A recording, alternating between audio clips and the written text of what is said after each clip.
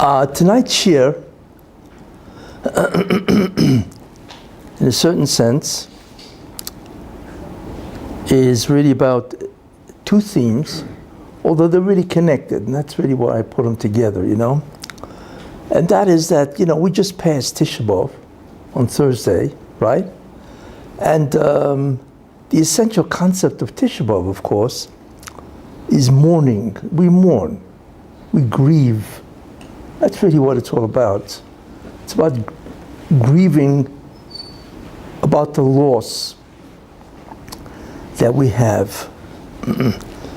So I wanted to point out certain very interesting things. Now, together with that, what I want to do is combine what is happening today. You know, people walk around, they're very confused, obviously. In many ways, they're very dismayed, because the world looks like it completely went insane, obviously. What is astounding about what is going on today is several ideas. The first idea is the changes that have occurred is astounding. You know, these changes are not merely changes, but they are destructive. They are sinful. They're immoral, unethical, whatever you want to call, you see. That's the first idea, which is very important to note. The second thing, which is very interesting, is that these changes have occurred with incredible speed. In the last 2.5 years, since Biden took office, America has seriously, severely deteriorated. In fact, America is no longer the country that I knew or anybody else knew who's, comes from America. That's the same country. You know, they have proposed and they exhibit insane ideas. You know, we're all familiar, you know, in terms of transgender, LGBTQ. I hope everybody knows what that is. You know, as homosexuals and so on. Then you got to be careful of how you address a person. You know, you got to use the proper pronoun. It's insane, you know. Then this transgender. Then the educational system is absolutely incredible. Trying to convince 7-year-old kids, well, why do you have to be a boy or girl? You can change it, you know. When you look at what's happening, this is not merely, like I say, merely immoral, sinful, and so on. It is destructive of civilization. These are deal breakers. For what? For civilization. That's what's so astonishing. So it's the type of change and it's the speed of the change. How could all this have happened in 2.5 years? You know, this should have taken hundreds of years. You don't become this way in 2.5 years, especially America, because America, it was always a moral country. It had the right values, not so much religious values, but it had the right social values, you know, that would encourage civilization to flourish, obviously. And now we look at it, it's astounding, you see. So everybody's wondering, what in the world is going on, right? What is it that is going on? I've spoken about this in the past, you know, but I want to bring certain ideas, you know, which will hopefully clarify to a much greater extent what is happening. Now, I include not just America, but also Israel. We are watching something happening in Israel which is very dangerous, because what is happening, the possibility of what is happening can destroy Israel. We're not looking here at a difference of opinion, you know, no. We're looking at a value system that can be destroyed, can be destructive, you know. Israel, in many ways, in certain ways, has become a country of two different people. You see, you call it the right and the left, but it's not only the right and the left, it's that nobody wants to tolerate the other person. I find it interesting that the parallels between America and Israel are stunning. You see, it's not merely that people differ. Neither side or either side won't tolerate the other side. You see, you can have a difference of opinion, but you can still respect the other person's posture or position. Here, people hate each other, and that's the same thing in America. So we are looking, this by the way is the way, I'm not saying it will happen, but this is the way civil wars start. When there's a serious rift in the country, and then it grows and grows, and all of a sudden one side says, you know, we've had enough of you. You know, we think it's a great idea to split, right? You take one side, we'll take the other side. That's exactly what happened in America. And the result was 700,000 people died, and they really split the country. The Russian was Merachem. God had tremendous mercy. I once spoke about this, about America in the Civil War, you see. So he appointed, or he made sure that Lincoln, which had almost no chance of being president, by the way, we don't realize that. I mean, Lincoln really is the greatest president in American history. There's no question about that. Because he saved the Union, as they say, you know. But he was very unlikely to win, which is really very interesting and so on, you know. But of course we know that God runs the show. It's irrelevant what everybody else wants, right? The only vote that counts is God's vote. Everybody else is absolutely irrelevant, which is interesting. How God makes it look like your vote counts, whatever. But that's the Rabbi Shalom. You know, someday when the Mashiach comes, he's going to take credit for all of this. And right now we don't realize what's going on. But these are the things that astonish us. And not only they astonish us, but it's dangerous. This country is in a sakana, really is, you know. There are people that are advocating for what? They're advocating for the overthrow of the government now, you see, which of course is, it's not only anarchy, right, but it's an insurrection. The old word for it used to be treason. It's really what it is. It's called insurrection. And guess what? These people can be tried for treason. It's exactly what it is. In America, same thing. Biden, every day is worse and worse, where he, obviously the guy and his family enrich themselves in bribery. Yeah, but wait a minute, he's getting bribes from where? Communist China. That's an enemy of America. That's called treason. So Biden is not only guilty of taking bribes, he's guilty of treason, which, if I remember correctly, is a death penalty, and so on, you know. So we're looking at the greatest scandal in American history. The president should take, I think he pocketed $30 million or something like that, whatever the latest figures are. It's just astounding what this guy has done, you know. And so really, we live in an astonishing time. And that's what I want to talk about, what all this really means.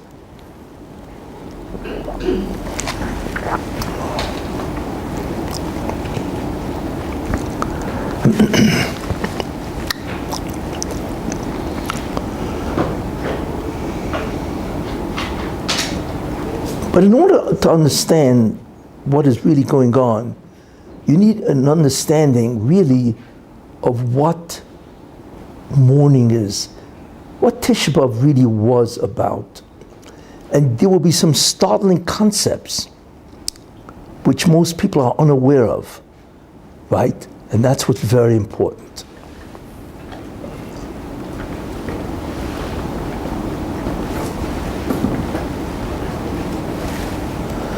Okay, first idea. The Rabbi Shalom, God, created 5 realities. By the way, I'm now going to tell you the essential concept of Judaism, what it really is, right? I'm going to tell it to you in brief, but it's going to really be the exact concept of what Judaism is.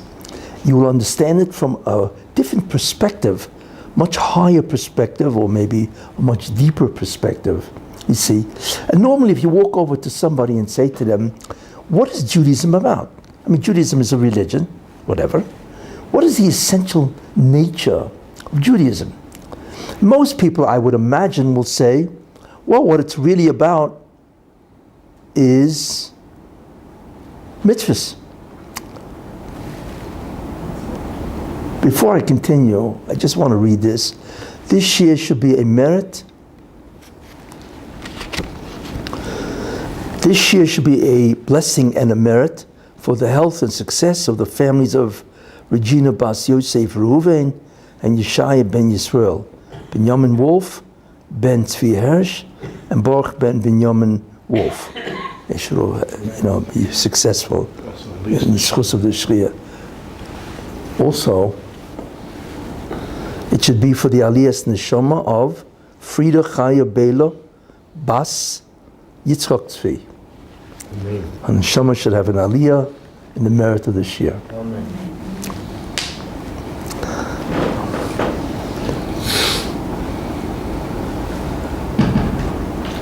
Yeah, so if most people answer, the essence of Judaism is the mitzvahs, right? It is the 613 commandments, right? That's really what it is, Matan Torah. That's really what, right? But I'll tell you something interesting. If that's what you think, you're really wrong. Not that you're wrong, right? But you are superficial. That's not really what it's about, you see, and you will understand exactly, what I say, and so on. In any case, the Rebbeinu Shalom, God created 5 realities, and we'll understand what that means. The first reality, which we have absolutely no comprehension about, is the reality called God. Now we have no idea of who He is, what He is, how He is, nothing. And that's a whole shiur in itself, which I think I once gave years ago. Who is God and so on, But there's a very distinct feature in that reality of God, okay? Without getting into too heavy about it, And that is the feature called Einod Milvadoi. God is, in the reality that God is in, actually, which is interesting, God is not part of reality. Sounds funny. Reality is part of God. And I'm not going to elaborate on that, but it has a whole different meaning and so on. God determines what reality is. You can't get more fundamental than that. In any case, but one of the things about the Rebbeinu Shalom, in wherever He is, whoever He is, as it says in the Kedusha, where is His place that we can praise Him and so on? Nobody knows. Nobody has absolutely any idea of where the Rebbeinu Shalom is, what He is, and so on. But one of the major features, in fact, in this week's Parsha is V'eschanon, right? And this week's Parsha, it says an interesting pasuk, very profound. Ata horei soladas, you have been shown that you may know. Hashem Elokim, the Lord God is the Lord, which means the master, the director, the boss, in common parlance. Einod milvadoi. Besides Him, there's nothing else. Notice it doesn't say Einod kamoyu. There's nobody like Him. It says Einod milvadoi. Besides Him, there's nothing else. You see, and that's mamish, literally, not figuratively. Now, I'm not going to explain that. That's another shiur and so on and so forth. But that's a very important idea. That the only thing in the reality of God is that He's the only thing that exists. If you want to understand what that means, right? For instance, if I asked you, what did God create? Right? Because He created. Bereshis is all about the creation, which means He made things out of nothing. But you ever ask yourself, well, what did He make? You see? So we all normally assume that what God made is objects. Right? He made everything. And there are trillions and trillions of things. We talk about the whole universe, the whole creation, the angels, everything He made, right? But the truth is, He made much more than just objects. He made concepts. For instance, we say that God is a rachamim, which He is. He's compassionate, mercy. But do you know that mercy is a created concept? It doesn't exist with God. That's what Einod Milvadoi means. Besides God, there is nothing else. There's no concept. So how in the world can we envision anything about God if there are no concepts that exist besides Him? You see, He has to create the concept called rachamim, mercy, And then he assumes the characteristic of mercy. It's incredible when you think about that. Now, I don't want to go too much into that, but that's how deep is the concept of Einod Mavadoy. That nothing exists, any concept, in fact, in last week's Haftarah, Ve'amita damyuni Yom HaKodesh. And to who can you compare me? To what can you compare me? And I will be, says the Holy One. What does that mean? That means there's absolutely no word that is really him. It's a created concept that you can now use to describe him. If he hadn't created it, you could not describe him because you wouldn't even know the concept because it doesn't exist. It's an incredibly sublime idea. Now, that's one of the major features of God. Einod Mavadoy. Therefore, if you think about that, wait a minute. That means there's no concept called other. There is no other. There's God, and that's it. And so it's not only that there is no other objects and so on. There's no concept called other. So then how can God create? Right? Got that? And the answer is that he created a concept called other. He had to. Because if there's no concept, if there's no potential of other, there cannot be other. And therefore the entire creation can't even begin without that idea. So guess what? He created the concept called Zulosoi. Besides God, there's something else. In other words, he created the concept called else. Right? That's what he did. That's to what extent God is. Now, once he creates, so the first reality is God. What is the concept called other? What did he create first? Now that there's an idea called other, that means other can exist besides God. What did he create first? And the answer is, the first thing he created, I'm leaving out the spheres, which are how God makes reality. Okay? What he did, the next thing he created is the neshama. The neshama, the soul of man or woman or whatever, the neshama is the greatest thing he ever made. We have no idea what the neshama is. We have no idea. When the angels get close to a being, a neshama, they shake because it's much greater than them, right? You are much greater than the malachim, right? We don't even realize that. And that's why you begin to realize how we treat each other is ridiculous. You know, if we would realize the value, the worth, the greatness of a soul, how could you talk Lashon Hara against another Jew? You don't realize who you're talking about. A soul which is infinitely greater than a malach. But we don't realize that. That is concealed from us. Very interesting. So the second reality is the reality of the souls. Zulosoi. That is the other that he created.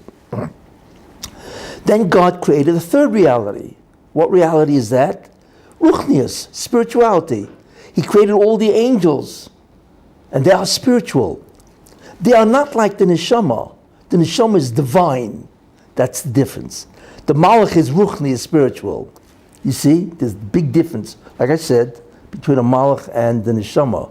But he created an entire creation, a universe of malachim, of angels. There are billions of malachim. Why? Because God does not want to show, initially anyway, that he's the director of everything. So what he did is he created a world, the spiritual world, right, where he can demonstrate that he has intermediaries. So it's the malachim that do everything under God's orders, right? They take their orders from God. But they do it. God does not want to demonstrate that even malachim don't really exist, and he gives them the power to do everything, you see. So that's a third world, the world of the spirit, which is interesting. You know, we think that, well, the ruchnius, spirituality, is the second. No, the neshama is first, that world, and the second one, and the next world, the third world, is the world of spirituality. Then what God did is he now wants to create a barrier where the neshama will not know the realities of God. It won't know. So he creates what's called physicality. And physicality has many different dimensions, you see. For instance, radio waves. It's physical, yet we don't see it, you see, because it's energy. Now, nobody knows what energy is, but it's physical. Energy is a physical reality, right? It happens to be the most subtlest form of physicality, which is true. But it is still physical, right? Just like light. Light is physical, but it is so subtle, we don't see it, and so on. So God created the world of Geshem, physicality. What I'm telling you is, don't be mistaken, physicality has many, many different degrees, if you want to look at it that way. And he creates a physical being, and he inserts a neshama into that physical levush, clothing. It's really what it is. It's a costume, right? That the neshama is now in, and it cannot break out by the decree of God. Why does God do that? Because it wants to create a barrier. He wants to create a barrier where, since we are physical, we do not perceive, not only we do not perceive the world of God, we do not perceive the world of spirit at all. We don't see malachim, right? Obviously, if you do, you're a great candidate for psychiatric consultation, right? But we do not experience the spiritual at all. In any case, so God creates the physical as a barrier because he wants the neshama in that body to be able to discover the reality of the divine. That's what he wants. So obviously, he's going to start him off, right, with a big uncertainty. Now, who was the first one who did that? Who was the first guy that showed up as a physical person? Adam Arishan, the first man, right? He's the first guy, and he shows up and so on. And this is what we see, right? But remember, Adam was physical. What happened? Adam sinned with Chava, his wife. They both sinned. They ate from a tree that they were commanded not to eat, which we know, the story and so on. That's what they did. But wait a minute, what happened? Because I mentioned how many realities are there? There's the reality of God, the soul, the spirit, and the physical. But there is a fifth reality. It is called the satanic reality. It's the world of the Satan. The Satan is a malach that inhabits a very low reality, but it's a reality distinct from the physical. We're not familiar with it yet. Actually, we are in a certain sense. And that reality was separate from the physical. What Adam did is that when he sinned, he allowed the world of the Satan to merge with the world of Geshem. So now the reality that he lives in, Adam, is the world called Geshem Zoyamo. Zoyamo means the pollution, the contamination. Zoyama is a force, right? It's like energy in our world. In the world of the Satan, it's called Zoyama.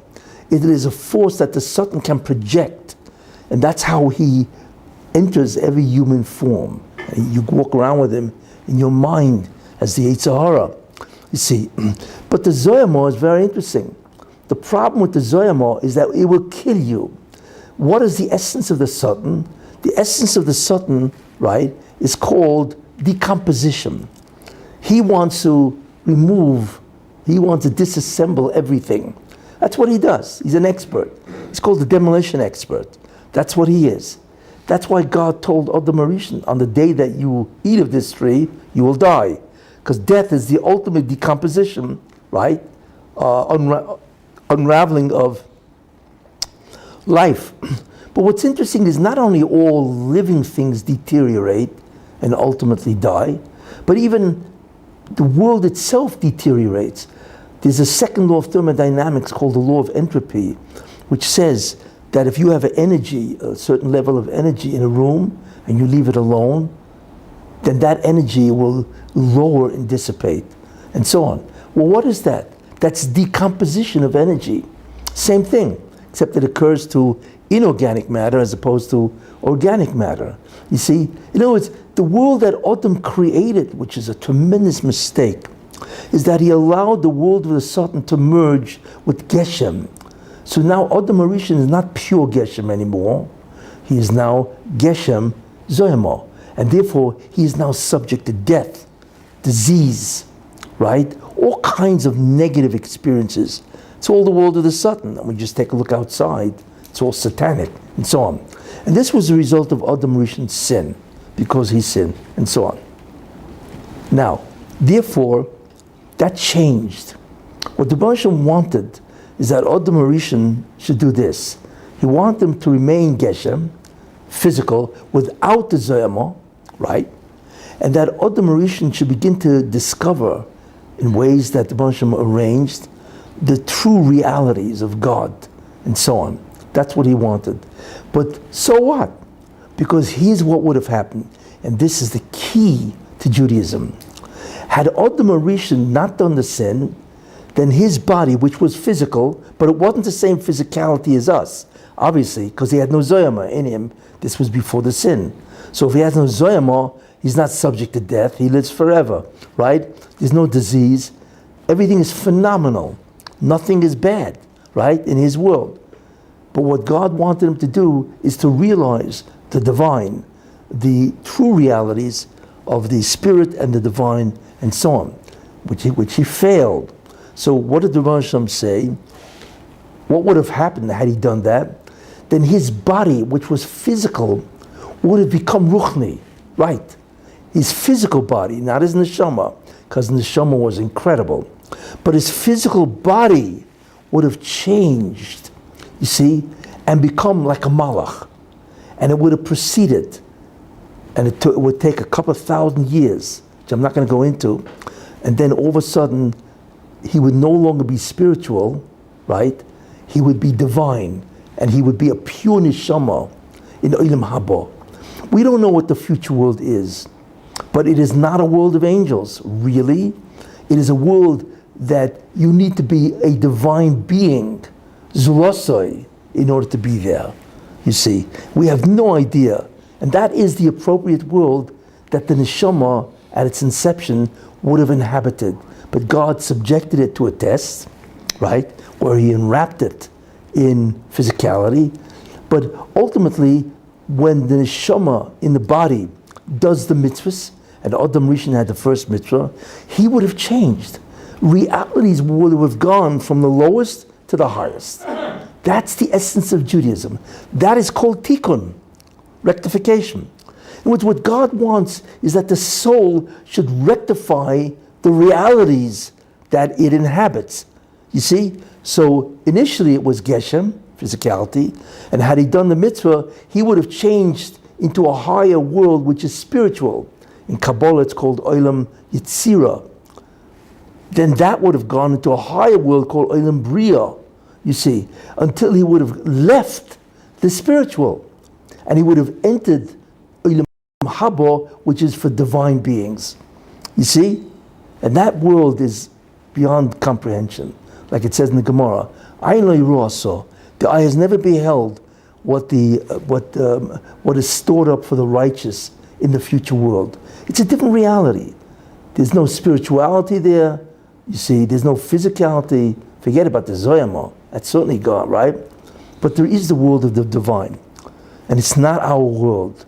We have no idea. It is beyond belief reality. I like to say it's very simple, right? It is infinite bliss eternally, right? That's what it is. That's what it is to be a Zulosai, of which we basically all are. In any case, but since Adam Rishon introduced the Zoyama, right? He introduced the Zoyama. So therefore, you can't do that anymore. The body cannot change, no matter how many mitzvahs you do. Why? Because zikoch, to purify the body, is what he should have done. But if the body is now inhabited by the Zoyama, you cannot purify Zoyama. You got to get rid of it. You know, imagine you move into a house, right? And the former tenant left all his garbage furniture. So you can't decorate the house at all. You got to get rid of the junk furniture. Same idea. Before you can begin to change, you need to get rid of the Zoyama. That's the tikkun that we are involved in. To get rid of Adam Rishon's Zoyama. Then we become like Adam Rishon before the sin. You see? And the question then is, when is that going to happen? And the answer is, that is the Messianic era. Most people don't realize the Messianic era has two parts. The first part, where there's a Mashiach ben Yosef that fights the Zoyama. That's what his job really is, to get rid of the Zoyama. That's what he does. Okay, without getting into too much detail. But Mashiach ben David is different, because there's no death. Remember Tchias HaMesim? Right? What does Tchias HaMesim mean? You get up from the dead. Wait a minute. You get up from the dead, you're not the same guy that died, obviously, because you're not subject to disease or death or anything negative. Then who are you and what are you? And the answer is because Mashiach ben David, right, keeps away or gets rid of the Zoyama, and therefore the world is different. You become, or we become, like Adam Arishan before the sin.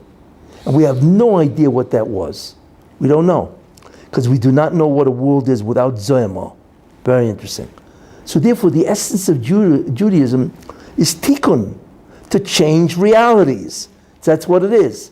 The only thing is Adam Arishan introduced a fifth reality.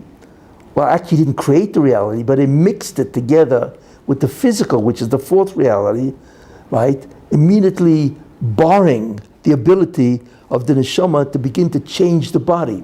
It is the body that changes and becomes ultimately translucent, where only the soul now emerges and so on.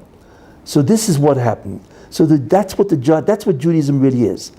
What do we begin to see? Very important description. We now understand Judaism is really, well, the Rebbeinu Shem wants us to change reality from physical with Zoyama, get rid of the Zoyama, and then in the Moshe Mashiach, you will be physical, right? And then once there's no Zoyama in your body, then God will unleash the mitzvahs that you did, right? And the neshama grows because of that, and all of a sudden has the power to purify the body. And it goes from one reality to the next until you wind up in Olam Haba. That's it. That's what Judaism is. So what you realize is that the mitzvahs is really a trigger. It's an enabler, you see, of the neshama to purify the body. But it's not the purpose. You know what I'm saying? The purpose is tikkun, done through the mitzvahs. You see? That's what really is Judaism really all about. Look, it's a much different conception than what most people have. But this is the bottom line. Okay. Now, but that's tragic. What Adam Arishan did is tragic. Because he introduced himself, he became Zoyama physical. So he died, obviously, but he invested all of that stuff into everybody else. So now we're all carrying around this Zoyama, right?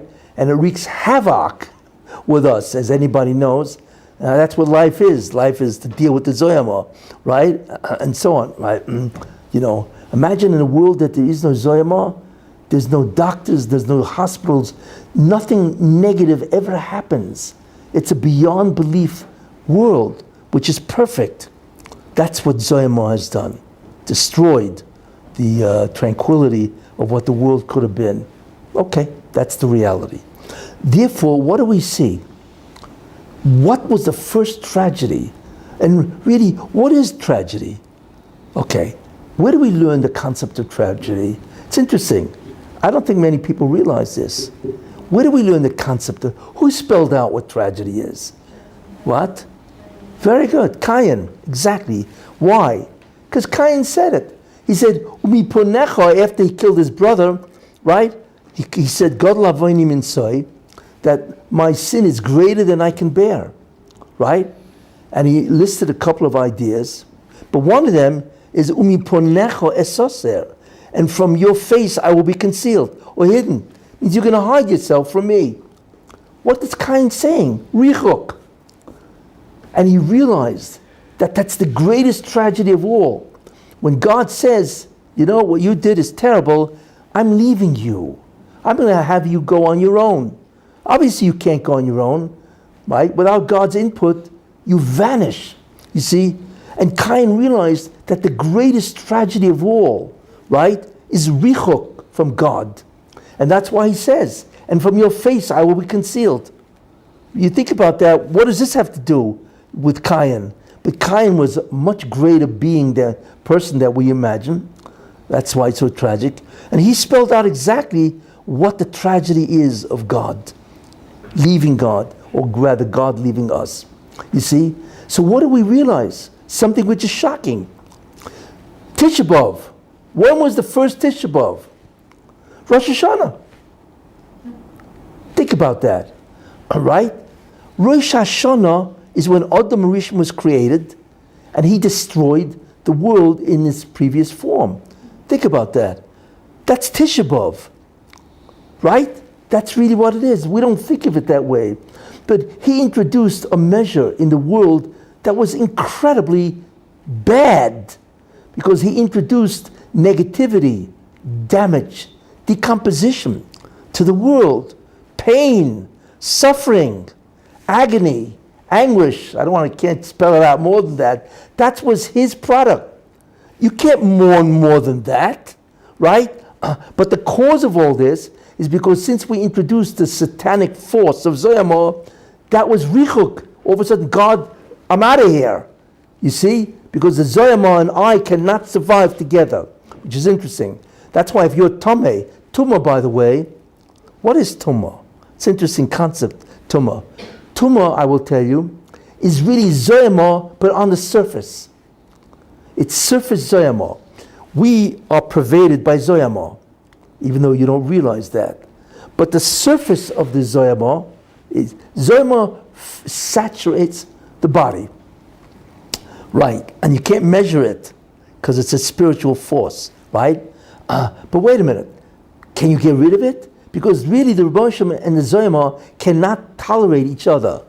That's why you have matter and antimatter. That's the analog of this. So God is matter, and the antimatter is the Zoyamah, right? You know what happens when they get together is annihilation, right? That's really what the analog is. Anyway, so therefore, God cannot tolerate Tumah. That's why if you are Tumah, you cannot go into the Beis HaMikdash, because the Shechina was in the Beis HaMikdash, and you're Tumah, right? You can't go in. What God did is very interesting. He said, okay, obviously then how in the world can you go into a Beis HaMikdash? So you know what I'm going to do? I'm going to allow you to remove the Zoyamah from your surface. It'll be in you, but at least it won't be on your surface, and now you can walk into the Beis HaMikdash. That's what Tumah is. Tumah is surface Zoyamah, which can be removed by a mikveh, paraduma, whatever. Therefore, we can now associate with God. Isn't that interesting? That's really what it is. Now you understand the origin of the whole concept of Tumah and so on. That's why it exists. Because when you look at Taharas, which is the Mishnaic tractates of Tumah V'Tara, it's unbelievable, this concept of Tumah, that it travels, it has an origin. I don't want to get into all the laws. What is this? What kind of reality is Tumah? You know? And a woman becomes Tomei once a month. She has to go to the mikveh. Men become Tomei, and so on. Excuse me, what does Tumah have to do with religion? Right? There's no religion in the world that has the concept of a Tumah force. And the answer is, well, guess what? That's what the Zoyamah is. That's exactly what Adam Rishon did. You see? But what God did is a chesed, that he allowed us the ability to remove the surface Zoyamah. So now it's inside. Okay, now you can go into the Beis HaMikdash, you can touch them and so on. In any case, this is the problem. So the first Tisha B'Av is really Rosh Hashanah. That's shocking when you think about that, right? Why? Because it allowed Zoyamah to enter the Bria. Terrible. And therefore, like Cain said, Umiponecho esoser, I will be concealed from your face. When you think about it, it's an incredible concept. Okay, now, wait a minute. If that's the case, so what's the main job of the Jew? Because he's got the job, right? His main job is to do what? Get rid of the Zoyamah. Because Zikr cannot happen as long as the Zoyamah is in you. So we got to get rid of the Zoyamah in order to do what? Begin the neshama, the power to change the physical into spiritual, into the divine. You see? Did that ever happen? Of course it did. Right? Don't shake your head. Of course it did. Where? This is the whole concept of Passover. Pesach, right? There's an interesting Gemara in Masechta Shabbos. Now remember, it's a Gemara, right? It's not a Zoya, which is so shocking. The Gemara says that when the Jews stood at Har Sinai, now you begin to understand what's going on. Nifsika Zoyama shel Nachash. That the Zoyama of the Nachash, of the snake, right? That's the Satan, right? Nifsika ceased to operate. Still there, but it no longer had the ability to operate. Amazing. That's what the Jews were at the Mount Sinai. But that's incredible. You see, they're not human like us. They had Zoyama, but it wasn't operative. It didn't operate, so therefore it couldn't decompose them. You see, what was the next stage? Had the Jews not done the Chet Egel, they would have evicted the Zoyama from the human body. Right. That's what the Gemara, it's a Gemara, it's not a Zoya. Right? Nifsika Zoyama shel Nachash. That the Zoyama of the snake, Satan, right, stopped operating. That was stage one. You see? So now you understand what the 49 days is. In fact, it says that when you read the Sphira, Zoyama, that the Bershom should remove the Zoyama. Actually, it says that in the Tefillah. You see? So what they did for 49 days, they removed the 49 levels of Tumah, because there's Memtesh Shai Tumah, right? And therefore they removed slowly, or they made inoperative the Zoyama. The problem was when they did the Chet Egel, they restored the Zoyama. And now we got to go through 4,000 years of misery in order to kick out the Zoyama, because that's really what we're doing. They did it by suffering. I don't want to go into how did they do this?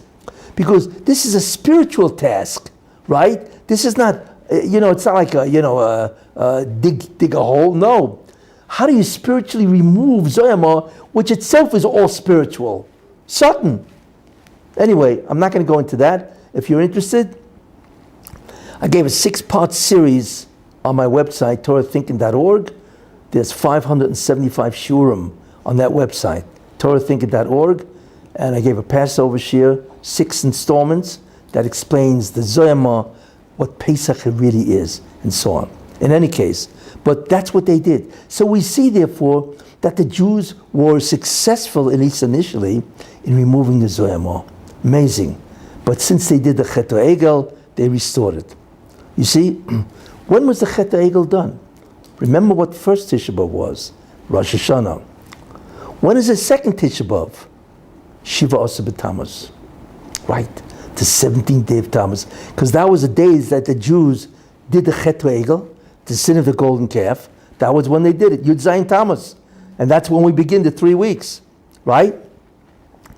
And therefore Moshe Rabbeinu took the luchos, the tablets, shattered them at the base of the mountain, right? So what was the real tragedy? It's not only that they did the sin of the golden calf and the luchos rishonos, the first tablets were shattered. What really was the problem is they restored the Zoyama. They restored the Zoyama. So guess what? Shiva Asar B'Tammuz is the second Tisha B'Av. It's really what it is. We don't realize that. See, we think that Tisha B'Av is worse than everything. No. Rosh Hashanah was the greatest Tisha B'Av, because that was a profound change. And the second greatest Tisha B'Av is Yud Zayin Tammuz. Right. It's the greatest day of tragedy in terms of Judaism, because they restored the Zoyama of Adam HaRishon. You see? It's amazing when you think about that. So Yud Zayin Tammuz is the second Tisha B'Av. And then, of course, finally you had the third Tisha B'Av, which is the destruction of the temple itself, which means the removal of the Shekhinah, the divine presence, and that had to go out. Where is God today? Right? Did he leave? No. He moved. Got a better apartment. I shouldn't say better, right? Where did he move? Where is the Shekhinah today? The interesting thing about that is God never left the Beis HaMikdash. But what he did is he moved to the outside wall. What is that wall called? The Kessin. You ever wonder why is it when you go to the Kessin, if you're Zoicha, you actually feel something. There's a presence there. Some type of a presence. You don't know what it is, but it's different. You see? In front of the Kessin. What is that? That's the Shekhinah the remnant of the Shekhinah that God still leaves there. Right, that's really what it is. So the Shekhinah moved to the end or the outside of the Kessin. You see? Now you understand what you're experiencing.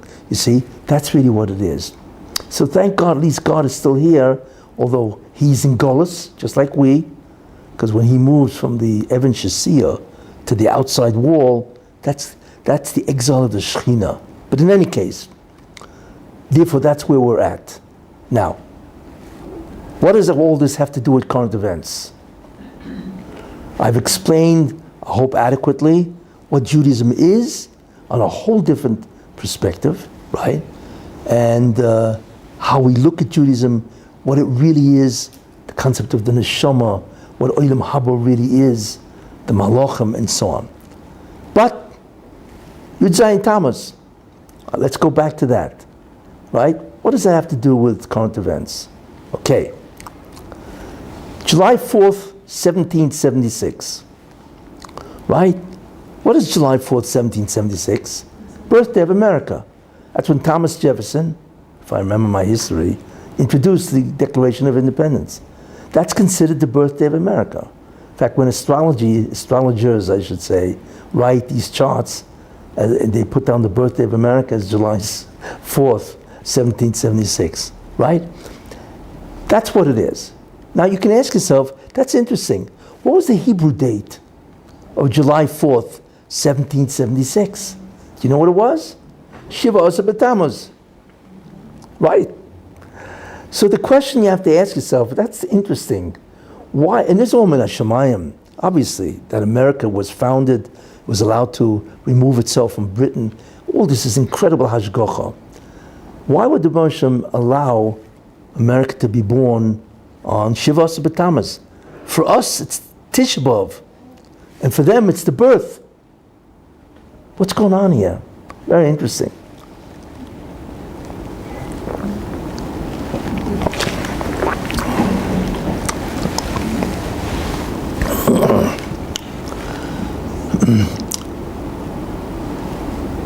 What we see from here is that there is a connection. There's a connection between, in terms of the avodah of the Jew, Judaism, and America. It's interesting. So therefore America has to be born on the day, basically, of Tisha B'Av, of the Jews, you know, which we now understand, because that's when the Zoyama re-entered the physical world. But what is that? What's the connection? What seems to have happened is a bunch of more than 200 years ago is saying, you, America, will be born on the day of the greatest tragedy. Why? Because in the end of time, right before the Mashiach, America has a responsibility to do what? To straighten out the world. You will provide some type of a tikkun, you see, to the Zoyama. Right? Yeah, it's strange, right?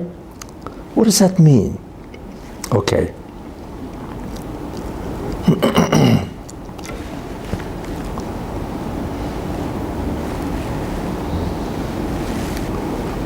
How much time do I have? As much time as you'd like. Because if you want the full story, it's going to take a while. Okay.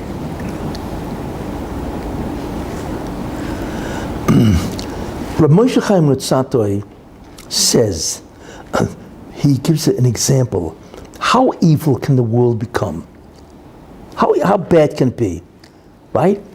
And not only that, what is the evil at the end?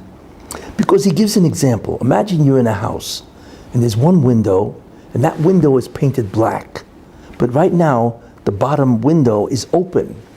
So there's an incredible amount of light that pours in. That light that pours in, right, is the analog of the Shefa of God. That's how the world exists. God has to completely mashpia. He has to send forth a divine energy for the entire existence, creation, to be maintained. If he ever stopped for a nanosecond, even briefer than that, then the entire creation would instantly evaporate.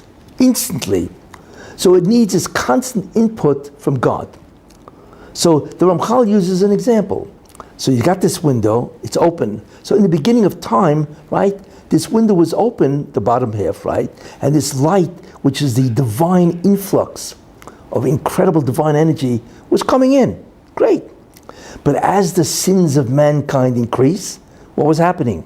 The window started shut, closing. So less and less divine energy enters the world, and therefore, when there's no divine energy, evil dominates.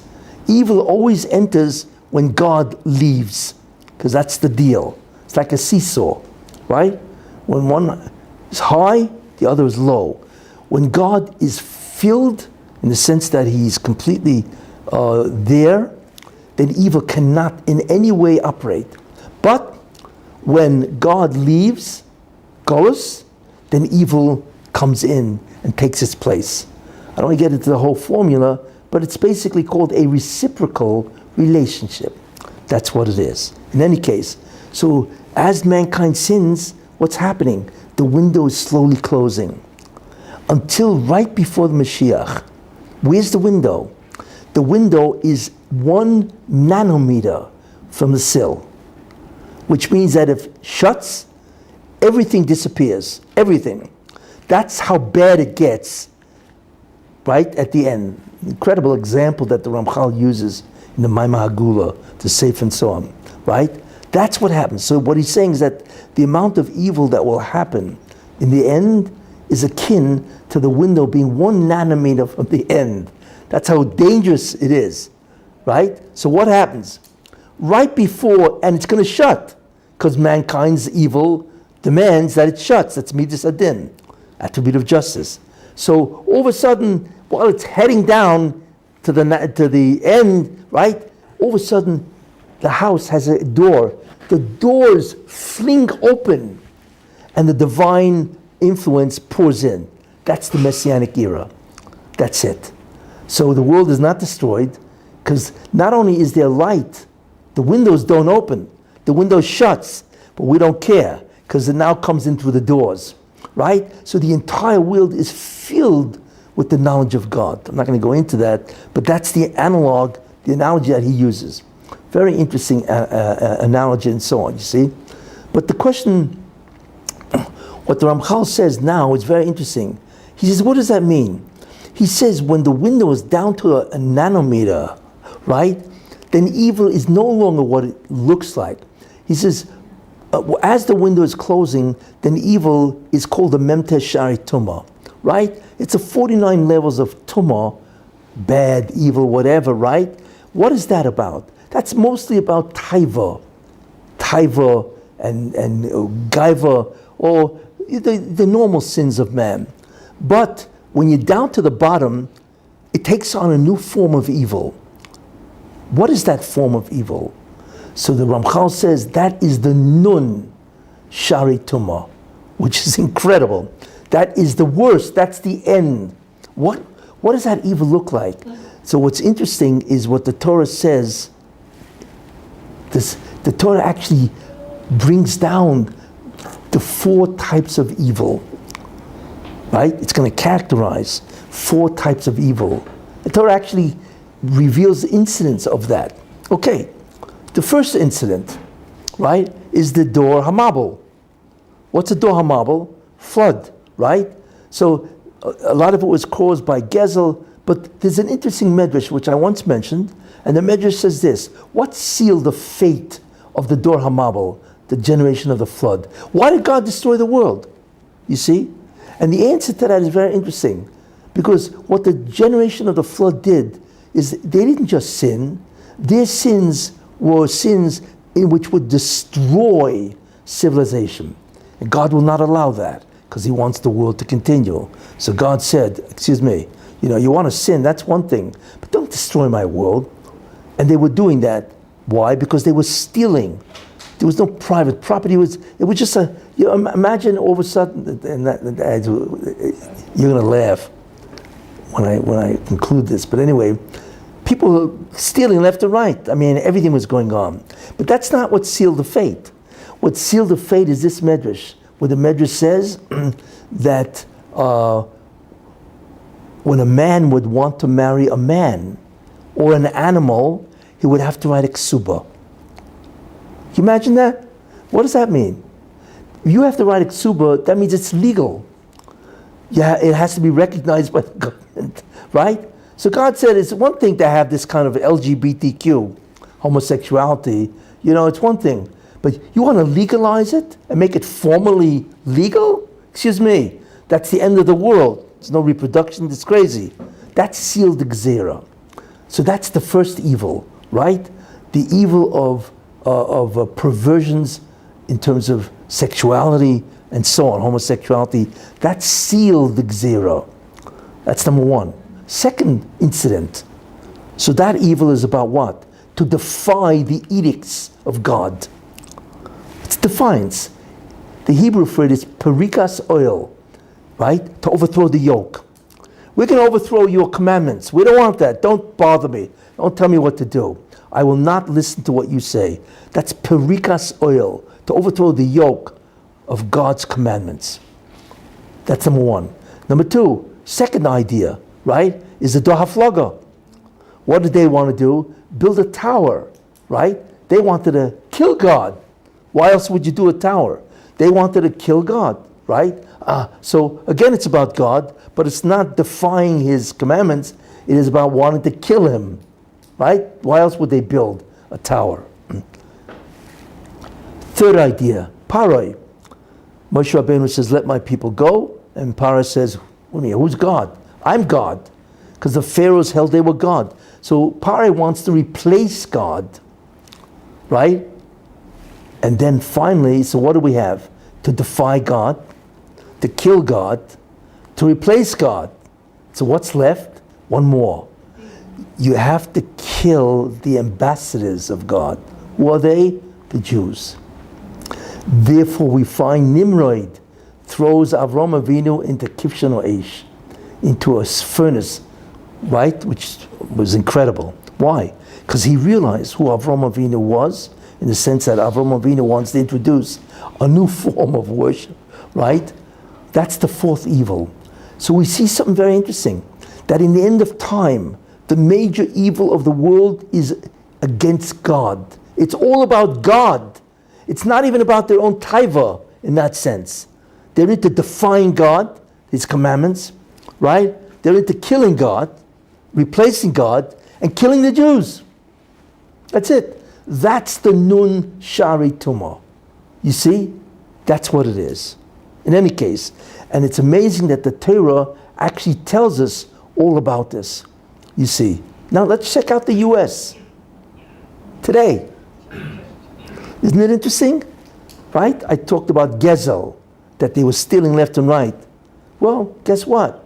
If you need to shop, as long as you don't steal more than $1,000, they can't touch you. San Francisco, you know how many stores, big department stores are closing because the shoplifting is unbelievable. It's all Gezel, and they don't care. You see, it's insane what's going on in America, right? That's what's happening. So you talk about Gezel. Then, of course, what are we talking about? LGBTQ, right? Lesbians, whatever. I don't want to get into the whole Rosh Davis and so on, right? America is a country that is completely perverse. It's unbelievable. And it's not only perverse, right? Now, if you are not a homosexual, you're looked down on.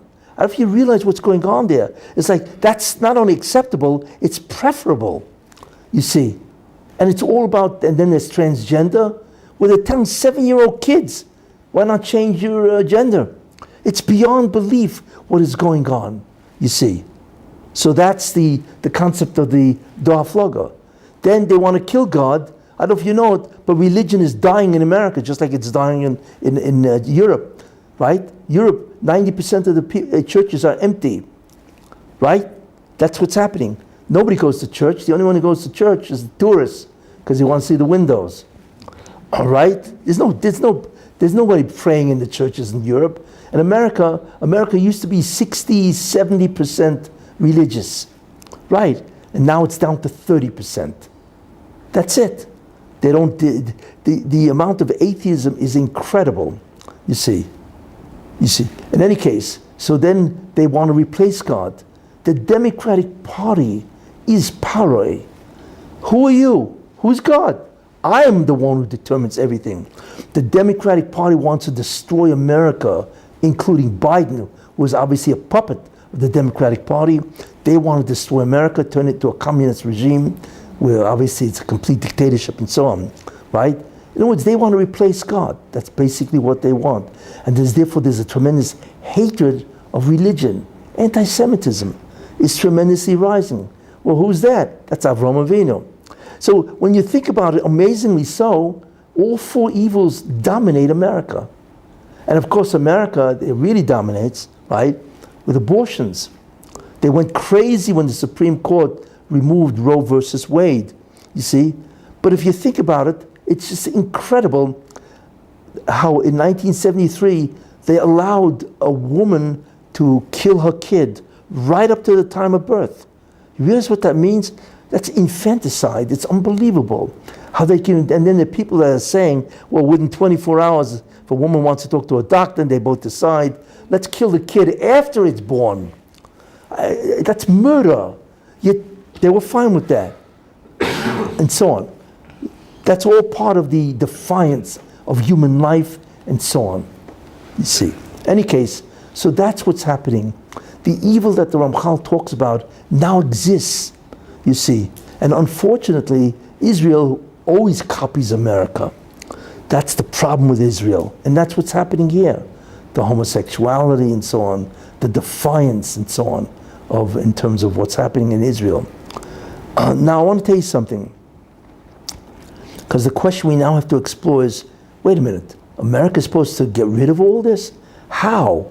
It's completely dominated by these forces. But I want to just talk about Israel first. You see, what really is going on. And this is the sakana of what Israel is in. You know, we think it's a war between who? Between the left and the right. Right? Or we think it's a war between the Supreme Court, right, and the Knesset. Right? That's really what the war is. No, it has nothing to do with that, really. Here's the bottom line. Ask yourself, and you begin to realize, you know, this concept called the reasonableness clause, right? The reasonableness clause. What is that really? Let me tell you how idiotic that concept is, reasonableness, and that this person who instituted Aaron Barak is a Russian Marusha, what he did. Why is it so bad? Because it can destroy the democracy. Take the Supreme Court in America, okay? What can they do? They can't make laws. They don't have the legislative ability. Only Congress can make laws. So what does the Supreme Court do? They can examine a previous law, which was already made, namely the Constitution, and is the Congress or anybody, are they adhering to this or not? In other words, they can only evaluate your behavior based on previous laws, but they cannot make laws. That's why America has three parts of their government. You see? What does reasonableness mean?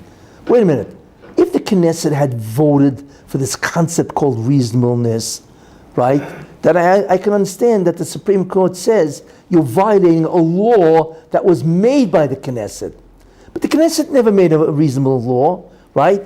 They want to make a reasonableness law. Yeah, but wait a minute. You do not have the power to legislate. You do not have the power to make a law. So wait a minute. They are usurping the ability to make laws from the Knesset. That is not only, it's not unconstitutional, there is no constitution, but it's absurd. It's anti-democratic because the Supreme Court is not voted in by the electorate, by the people of Israel. They're selected in this ridiculous manner, you see, which is unheard of in any country in the world. So it comes out that the concept of reasonableness is completely anti-democratic. You see, because there's no law that you're violating. Therefore, and they can a judicial system can only evaluate if you are adhering to a law. But if they could cancel a law because it's not reasonable, I mean, if you can cancel a law, then you can make a law. It's Oh, the only one who can do that is whoever has a legislative ability can do that. But the Supreme Court shouldn't have that. So along came Aaron Barak, and he said, well, there's a new concept called reasonableness. We, the great minds of the century, can actually determine, right? We are godlike. We can actually determine that what you're doing is not reasonable. Excuse me, not only is it not based on a law, who are you? Who are you guys? What, like they say, are you a mob Ravashi? Who are you? That you can determine what's reasonable, you know? You're basing it on your values. Who cares about your values? It's all left or atheistic or agnostic or whatever. You're going to tell us what's reasonable? Who made you the arbiter of what's reasonable?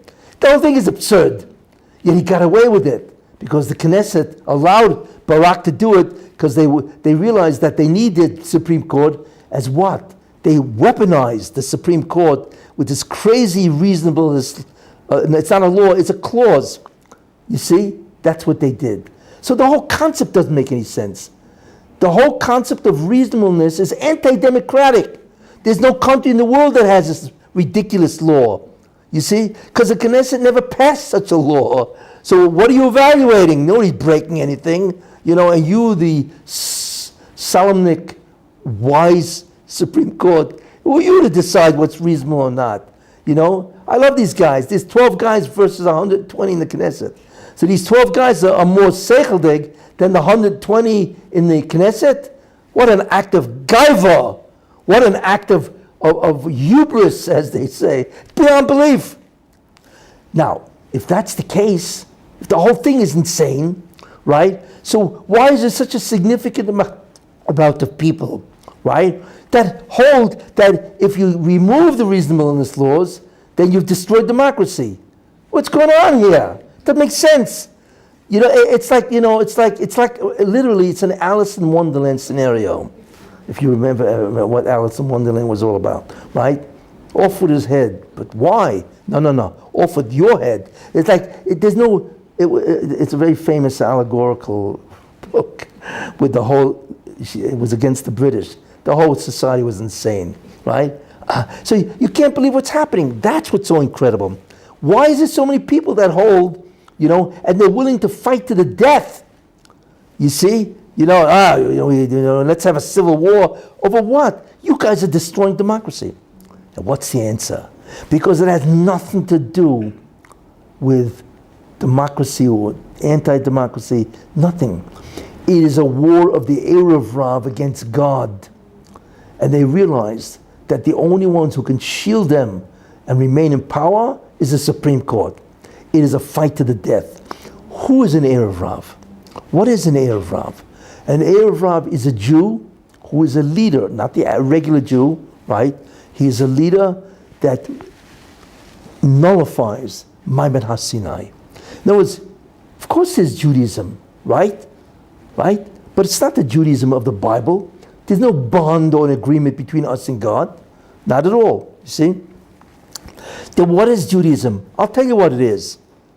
It's gefilte fish, right? It's matzah brai. It's knedlach. That's what Judaism is, right? Of course the Bible is great literature, but so is Shakespeare. You see, they want to remove the entire bond with God. And that's really what Judaism is. You take away Maimed HaSinai, we're like everybody else. We just have culture, and that's it, right? That's what an Erev Rav is. And we all know the Erev Rav. The left is Erev Rav. This is their last stand, because they realize, we've just lost our major defender. Because they are the ones, they've weaponized the Supreme Court by the reasonableness clause. That's why people are irrational. It doesn't make sense. I mean, Jews are smart people. What are they doing? But they realize that they're finished. You see? They realize that. And therefore, it's a fight to the death. And they even take a position which is irrational. That makes sense. You see? That's why. Again, why? Because what the Ramchal says, in the end of time, it is the war against God. Forget about anything else, right? Are we going to follow God's dictates, or we war with Him? We kill Him, we replace Him, we defy His commandments, right? That's what it's all about. You see, don't even think that it's a war between the right and the left. It's a war between the Erev Rav, which is the left, and the government, which is right. Not that there are parts of the right that are Erev Rav. Don't think that the right is all tzaddikim. But certainly the people that represent God and His Torah and His mitzvahs and so on, right? It's a war against them. They don't want to be dictated to by anybody else. That's what you're looking at. And it could therefore, because it's a fight to the death, you see, for the existence of either side, it can easily turn into a civil war.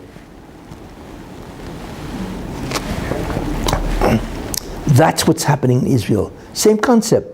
It's the Nun Sharei Tumah, the war of God. It's nothing else. It's not political. It's a war of values. That's what it is. Look, I'm just showing you by demonstrating what is reasonableness. How unreasonable is the reasonableness clause. It's ridiculous. You think about that. And you should know there's no country in the world that can pull off that stunt except Jews. Yeah. Because that's how much, when a Jew hates God, you can't believe the lengths that he will go to destroy God. Anyway, I don't want to get too involved in that. Anyway, so the question now is, wait a minute. America, how is America going to do it? So the concept that I mentioned means that America will ultimately do what? The final battle between good and evil will be in America, not Israel. Although it is happening in Israel because the real enemy of the Jewish people is the Erev Rav. But the real battle is in America, as we will see. Where do we look for a hint? That is the question. Now the question is, what's going on in America? It's insane. Because like I said, what's astonishing is the level of degradation, descent. It's unbelievable. Like I said, you now understand. We are watching the Nun Sharei Tumah, which is what I began to introduce. The window is 1 nanometer from the sill. And that's why you see all these kinds of evil. Now, what's going to stop it? And now I want to explain what is going on in America. In last week's Parsha, Moshe Rabbeinu mentions the history. It goes through that they killed Sichon, king of Og Melech HaBashan, and so on, He mentions all that, the travels and so on.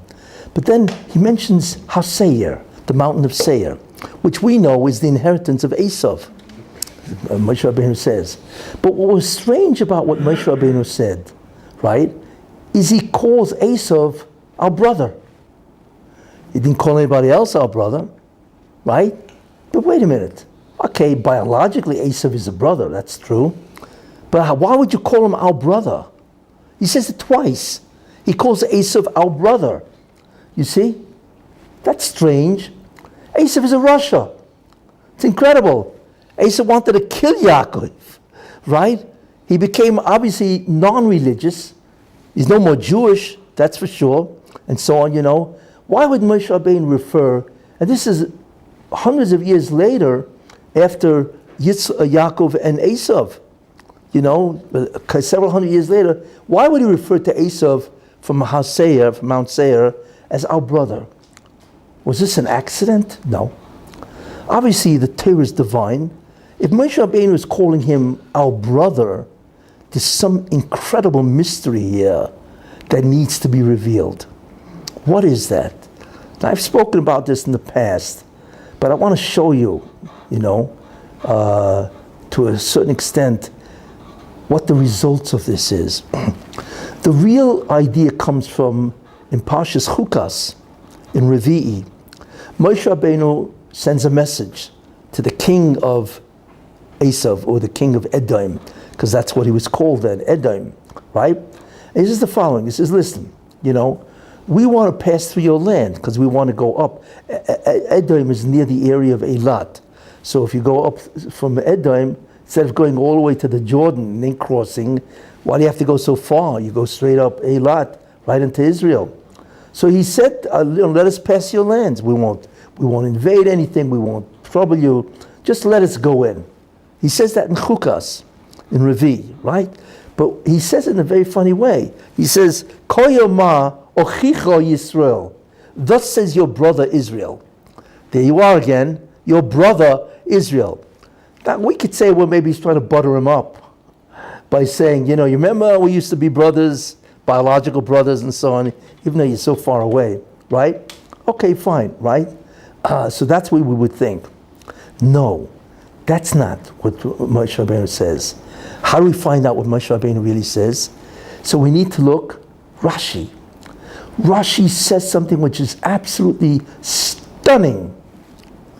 And I dare say most people have no idea what Rashi's saying, other than the simple meaning. Here's what Rashi says. What was Moshe trying to prove by calling his brother? So Rashi says, Loma, why does Moshe Rabbeinu mention brotherhood? For what? Not because he wanted to butter him up, because he had a taina to Edom. What was the taina? This is what Rashi says. This is a Rashi. So here's what Rashi says. Because Moshe Rabbeinu says, there was a decree that God gave to Avram Avinu, that your children will be in the land that they don't know 400 years, right? And they will go out, they will be slaves there, and so on, and then they will go out. Fine. Who was the recipient of that decree? So we would say, well, obviously Yaakov and his descendants, the Jews. So Rashi says, this is Moshe Rabbeinu. Says, who was the recipient? Yaakov and Esav. Esav also should have gone to Egypt and been a slave there, right? Because that decree that God said, for whatever, without going into the reason and so on, applied to Yaakov and Esav, the sons of Yitzchak. Makes sense? So what did your father Esav do? He's talking to Edom, right? He took the whole task of going to Egypt and he threw it on Yaakov and they said, hey, you do it. I'm out of here, right? So we had to become slaves because the Gzera of 400 years of slaves, devolved upon us. So at least do us a favor and let's go to Israel the normal way without having to go all around to the Jordan. You see, that's what Moshe Rabbeinu was saying. He had a taina. At least do us a favor, right? We did you a favor. We took on the brunt of the whole Gzera of 400 years in slavery. That's what he meant, brotherhood. Yeah, but wait a minute. What's going on here, right? The Gzera of God saying to Avram Avinu, your children will be slaves in the land, right? Arbamesh, 400 years, ve'inu esom, and they will afflict them and so on, is part of the tikkun process, isn't it? There's nothing that God wants more than to bring the tikkun to creation. He's not interested in all the advancements of civilization. God is fixed on that. He wants to bring the world to the end, the tikkun, right? And who is the one who does the tikkun? The Jews. So therefore, obviously, without going into it, right, the Jews had to go to Egypt, right? For what purpose? Well, we know, because they accomplished it. Remember when they stood at Mount Torah, right? They had made the Zoyama inoperative. So in some way, the slavery in Egypt would have taken the Zoyama and make it inoperative. And eventually they would have evicted it had they not done the sin of the golden calf. So it comes out that Esav is part of the tikkun process. It's amazing. What? Esav is part of the tikkun process? How's that possible? Just follow the logic. According to Rashi, which is really a medrash and so on. So we have to understand that. Why would Esav be part of the tikkun process? Which means he was equal to the Jews. Because he had the same avodah. Isn't it? Isn't that incredible? And the answer is this. How many of us were there? 3. Avram, Yitzchak, Yaakov. How many Imos were there? 4. Do you ever wonder why? Right? Sarah, Rivka, Rachel, and Leah. Why are there 4 Imos, matriarchs? And why are 3 patriarchs? And the answer is because what? Because there are really 4 patriarchs. Avram, Yitzchak, Yaakov, and Esav. Esav is an of. Realize what kind of neshama he had in order for him to be a patriarch? You see, Esav was an Ov. In fact, what's astounding is the Medrash says that had Esav done his job, right? And what was his job? Ish Sadeh, to go into the field. Doesn't mean to go into the field and hunt. It means to go into the field, into the world, right? And withstand the evil of the world and try to make the world righteous. Kiruv. That was his real job, right? That's part of the tikkun process. And what was the process, the job of Yaakov? Yeshiva Holam. To sit and to learn Torah, to bring spirituality down. And Esav's job was to spread that spirituality into the world. That was both. It's very interesting what their jobs were. You see? But what happened, of course? So Esav was an Ov. In fact, like I said, the Medrash says, had Esav done his job as a patriarch, then Yaakov would have had how many Shvatim? 6. And Esav would have had 6. You realize what that means? Esav would have had Shvatim. Why? Because he would be at least the equal of Yaakov. And there's a Paneach Raza who was a Rishon that says if you look at the gematria of Esav, it's twice Yaakov with a Vav. Twice. Double. Why? So he says something incredible. That gematria means that if Esav had done his job, he would have been twice as great as Yaakov Avinu. Can we imagine what he would have been? What do you mean Yaakov Avinu? We don't even understand Yaakov Avinu. Esav would have beat him twice. He would have been twice as great as the greatest of.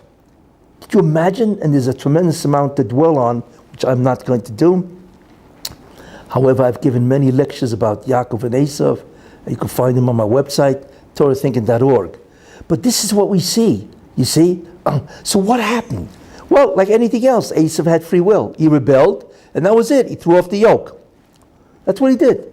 So Esav is the story of an Ov that bombed. That's what it is. That went off the derech, right? What do we call him today? I forgot what you call him in Israel, whatever. You know, guys go off the derech, and so on. In any case, so what happened? So finally, Yaakov comes to get the brachas, right? And then Esav walks in right after that. I'm skipping a lot, right? And Esav says, well, where's my blessing? So Yitzchak says, excuse me, who are you? Right? And Esav says, what do you mean, who am I? I'm your son, your firstborn. I'm Esav. And he started crying. Now I want to tell you something. Yitzchak loved Esav. The Torah testifies, for Yitzchak ohev es Esav. He loved Esav. And he realized Esav was now gone from the tikkun, which is the Iker Olam Haba. Right? Imagine your son comes home and he says, I can't stand it. I got to quit yeshiva, right? And I want to go leave altogether Judaism. Your heart would break, right? So therefore Yitzchak, imagine the pain that he had because Esav was about to leave. And he was, not leave, he already left. But he was finished because now Yaakov took the brachas, which is the real tikkun, blessings of tikkun. So what did Yitzchak do? Brilliant. He says, wait a minute. There are 2 jobs Jews have. One is to do the tikkun, through the mitzvahs. But what happens when they sin? Right? So they have to suffer for a kapara, for an atonement. So you know, Esav, I'm going to give you the job that if they sin, you're going to punish them. You will persecute them. So you will bring a kapara to Yaakov. Wow. Because that's what they need. And since you're bringing a kapara, that's part of the tikkun. So in that way, he was able to keep Esav in the tikkun process, right? Which is amazing. And therefore, he remained the brother of Yaakov. You don't realize what Yitzchak did now. But really what happened, so toward the end, right, you know, Esav, he wants to meet Yaakov, and he's coming with 400 guys to kill him. Torah says that, right? And Yaakov was, Vayira Yaakov me'oid, Yaakov was frightened, obviously. I mean, he was a gibor, I mean, he's not a simple guy, and so on, right? But Esav meets him, gives him a kiss. And Rab Shimon Bar Yochai says that was a real kiss. He changed his mind. He had a change of heart.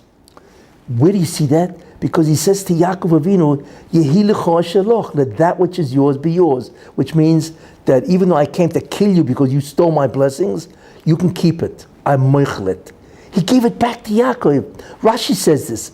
Mikan hoidal brachas. You see, that Esav admitted, right, to Yaakov, you can keep the blessings.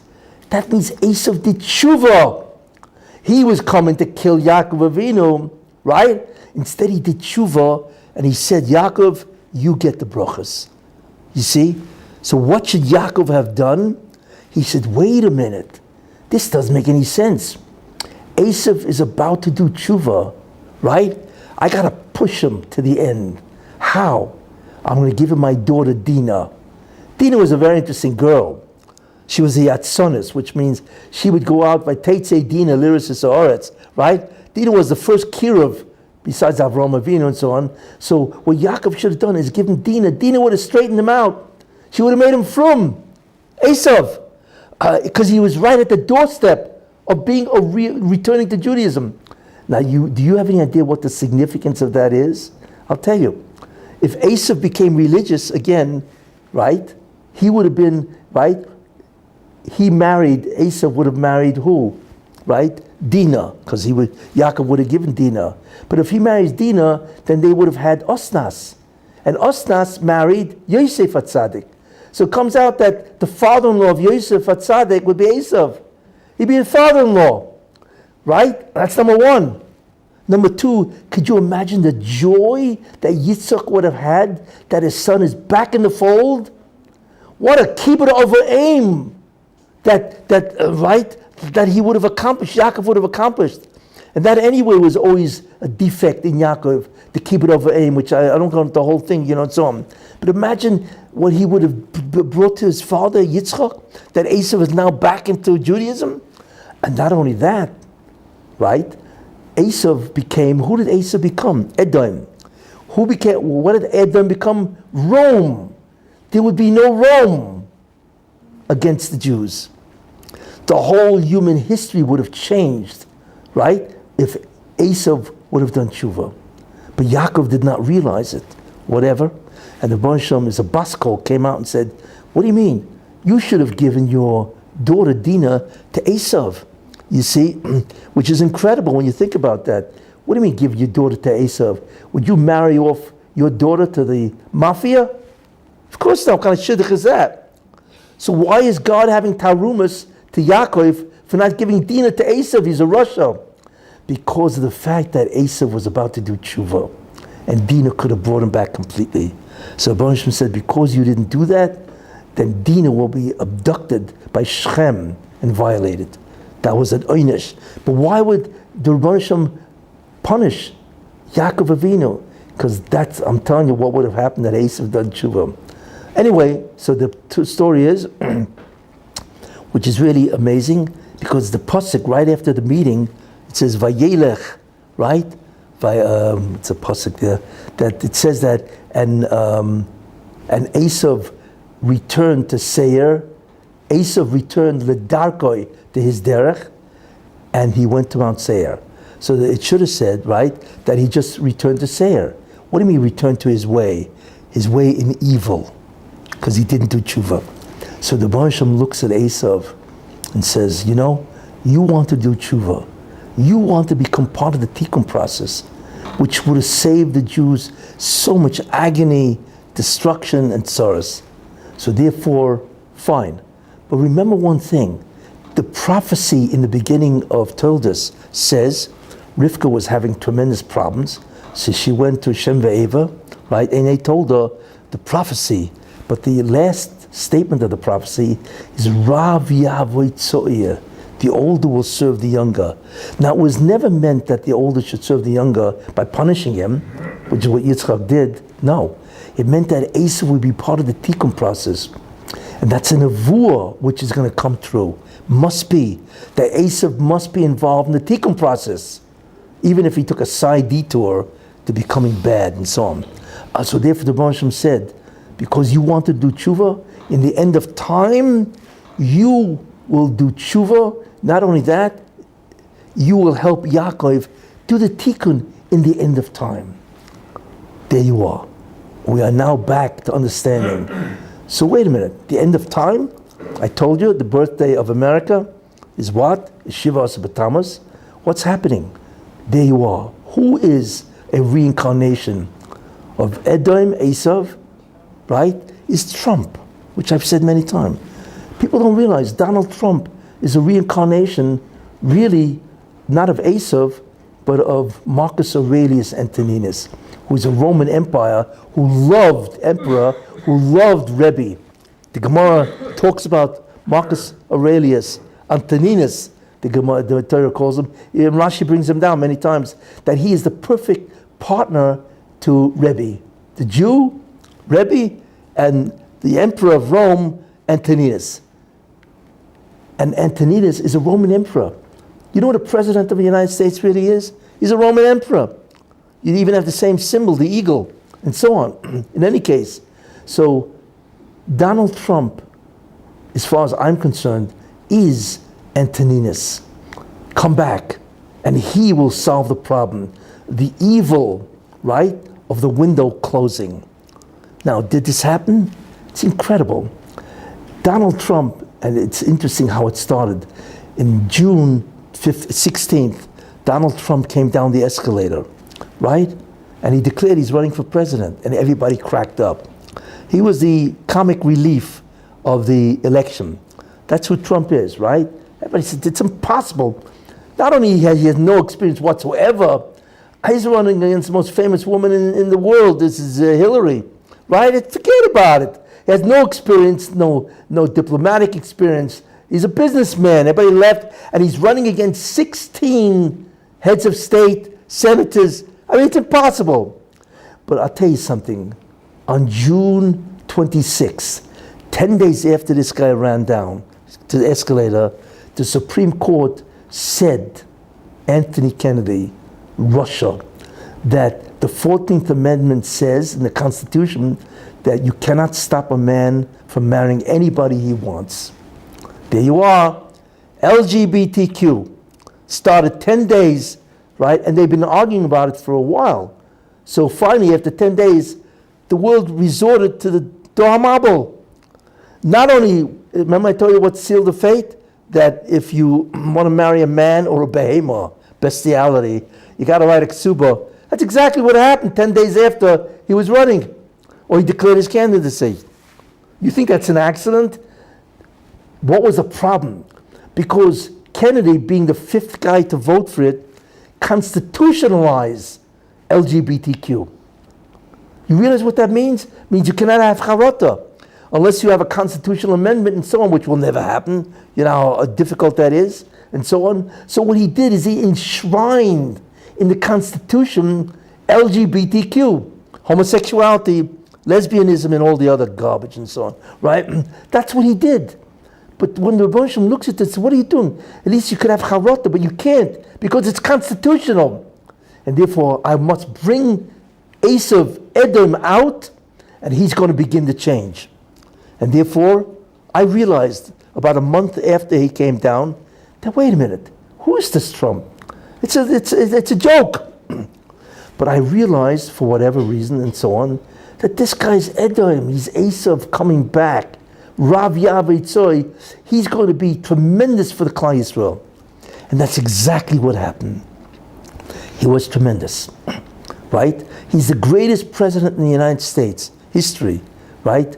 To be behind Eretz Yisrael. I mean, think about it. You know, the Golan, Yerushalayim, well, he stood up to the Arabs. It was incredible. All the things, if you recall, you know, how he stood up to the Arabs. He stood up to the UN. It was like he was in love with the Jews. And the truth is, he is. The Russian made sure that he would know who the Jews. First of all, he gave him billions of dollars. So he's going to have to now defend himself with all the lawyers because he's being indicted. He's a very, very wealthy man. He was in real estate, and we know who's in real estate in New York. It's all Jews, right? He made sure, not only that, Ivanka, right? She's Jewish. She could have a bar mitzvah. You heard that he once went over to Ivanka and said to him, you know, I want to become Jewish. So she said to him, what do you mean you want to become Jewish? Well, because the Jews, they're great, right? So she said to him, excuse me, you can't become Jewish. So he said, well, why not? So she said to him, who am I going to sell my chametz to? I don't know if she really did say that, but we see that he loves Jews. It's incredible because he defied American interests in the things that he did. Therefore, Trump is really Esav doing tshuva. In fact, it's always interesting to look at him. He's always red. He wears red ties. I mean, it's like he's got a complexion of red and so on, you know. But people say, what do you mean? How could Trump be a Gilgal of Esav? He's a Baal Gaiva. He's a Baal Taiva. Come on, right? And who are you talking about? The former Esav used to be an Ov, right? But I tell him, you're making a big mistake. Esav had 3 meters, tremendous Gaiva, tremendous Taiva, right? And so on. But he's also a fraud. He's an imposter. He's Meshaker. He fooled Yitzchak, right? Trump, whatever, if he's a Gaiva and a Taiva, but what Trump is not is a fraud. He's honest. He's honest. He tells the truth. And he genuinely likes people. Whatever. That's the main midah that Esav had, which destroyed him. Is Murama Bepeh, as they say. Like it says in the Torah, Kitzayid Bepiv. He's a fraud, imposter. In any case, and that's what he's done. We see what he's done. Now you may say to me, wait a minute, and I spoke about this once, you know, wait a minute. If Trump is a Gilgal of Aurelius Antoninus, right, then how come he got booted out by Biden? What happened? Why didn't it end? Right? Which is a very powerful problem in terms of Biden and Trump. You know what the answer is? Look at the Chumash. It's got all the answers. When Moshe Rabbeinu, who is Moshe Rabbeinu? He's the Mashiach. God appointed him to take the Jews out. That's the Messiah. And then to give the Torah, right? That's the Mashiach, right? What happened? Moshe Rabbeinu comes to Paro, right? He says, let my people go. And Paro says, you know, they're lazy. Now let them gather straw. Which means he enormously intensified the suffering of the Jews for months.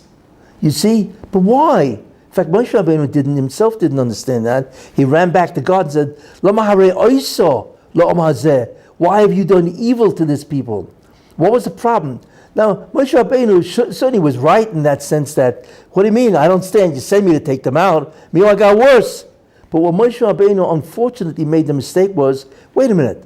You can ask God, why are you doing this? Because it seems to contradict what you sent me for. But he knew that. He said, Loma hare oiso. Why have you done evil to this people? That means he judged God to do evil. And Rashi brings down the whole thing. And you can't do that. You cannot be mahari after his midas. You cannot in any way ascribe what God does as being evil. We don't understand why. That was the mistake Moshe Rabbeinu made. But in any case, he certainly was perplexed. And the truth is, you know, why did God do that? And the answer is this. Because if the Mashiach comes, because the world has reached Memtesh Shari Tumah, the world has reached the 49th level of Tumah, and what we see now is entering the 50th, right? Remember what I said about the Ramchal? Therefore, wait a minute. The Messianic era is a glorious era. Unbelievable. No death. Everybody's wealthy. It's incredible, right? It's called utopia, right? Much greater than utopia, you see. So guess what? The Satan, he gets up and he has a right to because he defends justice. He says, wait a minute. They're in the Memtesh Shari Tumah. The Jews in Egypt are on the 49 levels of Tumah. You want to bring the Messianic era? Come on, you can't do that. They don't deserve it. And he's right. Because he has to defend justice. That's what the Satan always does. He's the angel that defends justice. Din. This isn't justice, right? You want it because they're in the 49 level of evil, fine. But how can you give them the Messiah, which will enormously glorify everything that they go through? And the Baruch Shem says, you're right. So what does the Baruch Shem do? He has to satisfy justice. That's the key. If the Mashiach comes because of the 49 levels of Tumah, then the Satan goes bananas. And God has to satisfy justice. Therefore, he has to increase enormously the suffering. That's why. Because they were supposed to be there 400 years. But the problem was, if they stay, they're only there 210. And if they stay another year, they're going to fall into the Nun Shari Tumah, and they can't be redeemed, and so on. Therefore, God said, I got to get him out now. That's life, as they say, right? So therefore he said, but I have to satisfy justice, because the something is right. I have to enormously intensify the suffering. And he did that by having Paroi decree that you guys have to get straw at night and then build the bricks in the day. That's why. So what do we see? That if the Mashiach is going to come when the world is reaching 9 Nun Shari Tumah, what's God going to do? Who's screaming his head off? The Satan. So God has to satisfy justice. You see? That's why. So God says to the angels when he's holding court, in that sense, he says, okay, Trump started the process in its 4 years. It was fabulous. The economy was great. Everything was doing fabulous. And his relationship with Israel was incredible. But I got to stop it, because the screaming, there's no justice here. And I am God. I have to follow justice. So God says, okay, I'm getting rid of Trump for a while. So the angels look at God and they say, excuse me, you can't do that. It's impossible. He's the greatest president of all. Everybody's got a job. They're making money hand over fist. Our stock market's going wild. The economy's incredible. How are you going to get rid of the guy? So God looks at the angels and says, I don't have any problem. I'm God. Watch what I do. So what did God do? He destroyed the achievements of Trump. Number one. How did he do that? COVID. That's why COVID came. COVID destroyed Trump. If it wasn't for COVID, Trump would have Zika won the second time. But COVID destroyed all his achievements. The economy went south, as they say. All right, everything changed. Everybody had to stay home. Right, people were dying left and right. And not only that, COVID not only destroyed Trump's achievements, right? But what it also did is it allowed Biden to hide in his basement and campaign from his basement so nobody saw what an idiot the guy was. Right? Nobody realized how demented he is, or he was deteriorating. Not only, there's also terrible, what he has done to America is beyond belief. Nobody realized what this guy really is. You see? That's what happened. COVID destroyed Trump. Why? Because God, but there's a second concept. What is that? Not only does it destroy Trump, right? But it puts in a completely incompetent person. You see? And more than that, he's a rusher.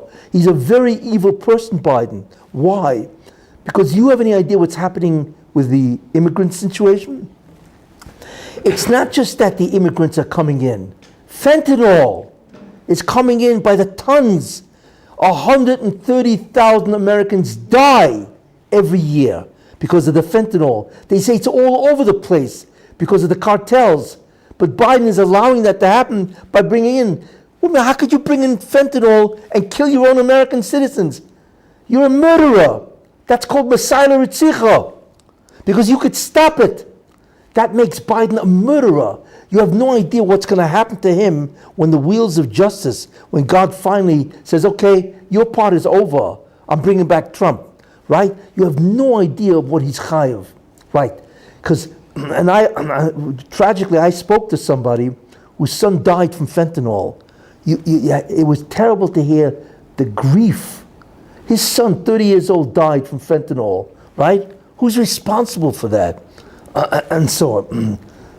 This is what Biden is. Not only is he demented, is he incompetent, he's a rusher, he's a murderer. You see? I mean, a desire to put climate change over oil when the whole country is going bankrupt and so on is incredible. Anyway, but Biden serves a purpose. What is the purpose? To stop Trump, to satisfy justice, that America is now suffering from COVID, right? Nobody has a job. The inflation is killing everybody. The gas prices, guess what? That's real suffering. That's what the Moshe has to do, you see, in order to satisfy justice. And that's what he did. But it's ending Why? So the good news is what? It's that Biden, everybody's seen through Biden that he's either got Alzheimer's or whatever he's got. Not only that, they see the evil that this man has done. You should know one thing. If Trump loses or lost, it wasn't because of Biden. They hate Trump. Who's doing this? Who's getting the United States to hate Trump? Because it doesn't make sense. Hey, you don't like the guy's character? Okay. So he tweets too much or whatever he does. Okay, so you don't like his character, but his competence is incredible. Look what he did to the U.S. So how could you be more worried about his character than his competence? He's one of the greatest presidents in U.S. history. You look at Biden, you may think he has a great character, but he's an absolute moron, the way he runs the country. Think about that. So America is actually voting for who? For Biden? Because they hate Trump? Why do you hate Trump? Nobody understands that, you should know. America is gripped with Trump obsession, mania. They hate the guy. This hatred has never happened before. You don't like a guy's policy is one thing, but the hatred that half America has for Trump is gut. They hate his guts, visceral hatred. But why? You know what the answer is? Because you are looking at Esav fighting Esav. There's the Rosh Esav, which is the Democratic Party, right?